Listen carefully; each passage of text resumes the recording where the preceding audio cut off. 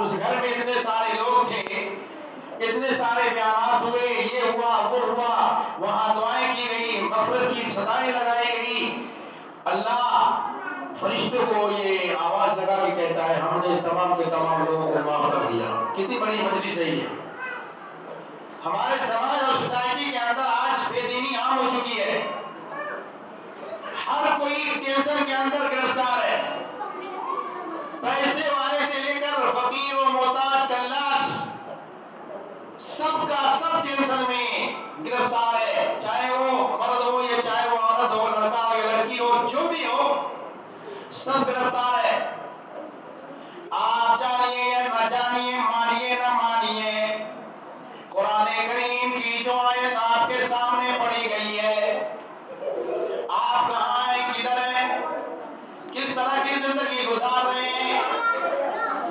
اللہ پاک نے فرمایا فَخَلَفَ مِن بَعْدِهِمْ خَلْفٌ أَضَاعُوا الصَّلَاةَ.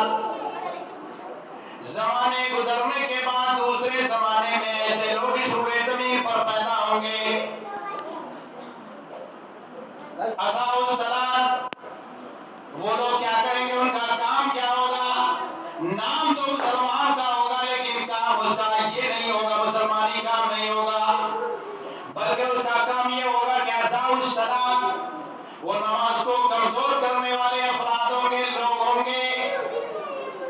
دوسری پیشین کو اللہ تعالیٰ نے یہ دی، وَاتَّبَعُوا الشَّهَوَاتِ، خواہشات نفسانی کی پیروی کرنے والے وہ لوگ ہوں گے. تو اللہ تعالیٰ نے ایسے افراد کا انجام یہ بتا دیا فَسَوْفَ يَلْقَوْنَ غَيًّا. ایسے لوگ صرف اسے موت ہی روک رکھا ہے، موت اسے ہوگی غیر نامی جہنم کا جو طبقہ اس کے اندر اسے ڈالا جائے گا. آج ہمارے سماج اور سوسائٹی کے اوپر آج ہم نظر دوڑائے تو معلوم ہوگا یہ پیشین گوئی جو اللہ تعالیٰ نے کتنے برس پہلے دی، لگ بھگ 1400 سال پہلے اللہ تعالیٰ نے قرآن مجید کے اندر یہ آیت اتاری ہے. اور یہ پیشین گوئی دی تھی زمانے بیتنے کے بعد دوسرے زمانے میں ایسے افراد پیدا ہوں گے جن کا کام یہ ہوگا کہ وہ نماز کو کمزور کریں گے. آج کوئی بھی گاؤں، کوئی بھی معاشرہ، کوئی بھی قریہ، کوئی بھی بستی ہے، اس کا اگر آپ جائزہ لیں تو معلوم یہ ہوگا کہ ہر بستی میں ایسے افراد پائے جا رہے ہیں.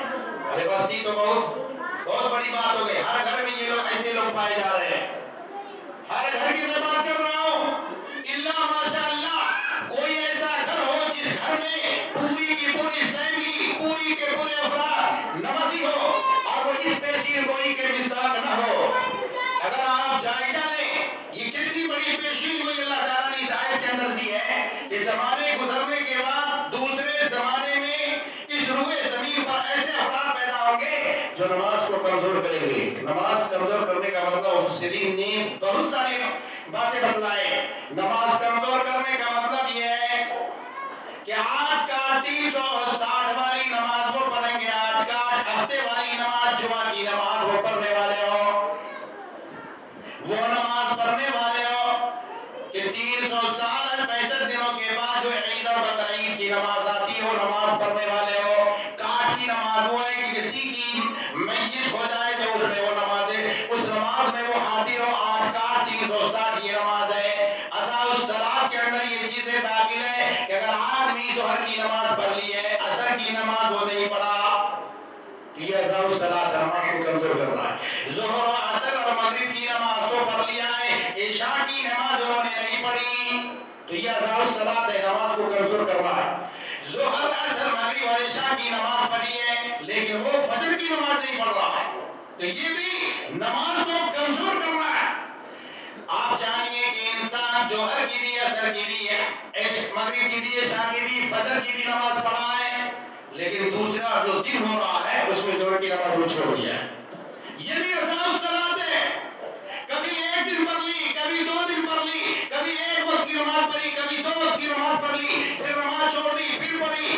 8 کا ہفتے والی نماز پڑھی، یعنی جمعہ کی نماز پڑھی، کبھی من ہوا تو پڑھ لیے، مہینے میں پڑھ لیے، ہفتے میں پڑھ لیے. یہ تمام کی تمام صورتیں نماز کو ضائع کرنا ہے، نماز کو برباد کرنا ہے، ستیہ ناش کرنا ہے.